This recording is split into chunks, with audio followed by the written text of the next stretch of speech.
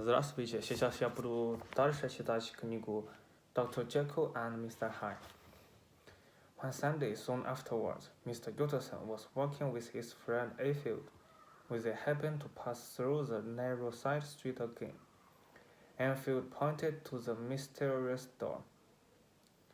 Well, he said, that story is finished. We shall never see Mr. Hyde again. I hope you're right, said the lawyer.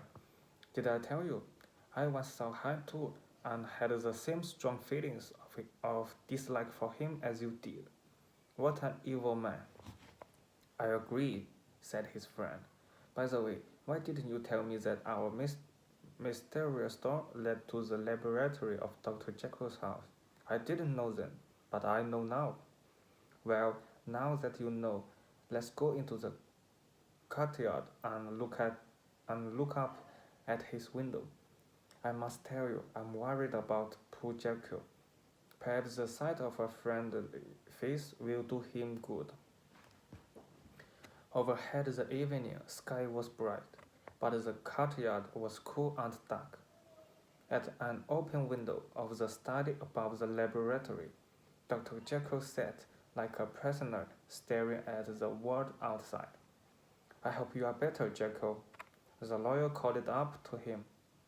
The doctor shook his head sadly. I'm not well, Utterson, he sighed. I shall not be here much longer. Thank God. You spend too much time indoors. You ought to get out into the fresh air like Enfield and me. By the way, this is my caution, Mr. Enfield. Come now, get your hat and join us for a quick walk. You are very kind, said the doctor, but no, it's quite impossible. I would like to invite you and Mr. Enfield inside, but the place is not very tidy. Well then, said the lawyer gently, we can talk to you from here. That's an excellent idea, began the doctor, with a smile. But suddenly the smile left his face and was replaced by an expression of hopelessness, fear, and horror.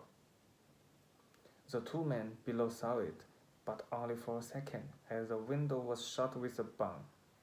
The two men looked at each other, then turned and left the courtyard without a word. In silence, they crossed the narrow side street. They didn't speak until they came out into a busy, noisy street. Then Mr. Utterson, at least, turned and looked at his companion, whose face was as pale as his own. The expression on Dr. Jekyll's face had upset them both deeply. God help him, whispered Mr. Utterson. God help the poor man.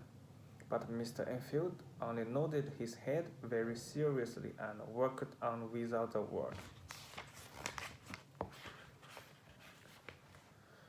It was now March, and Mr. Utterson was sitting by the fire after dinner, when he was surprised to receive a visit from Dr. Jekyll's servant. Poor.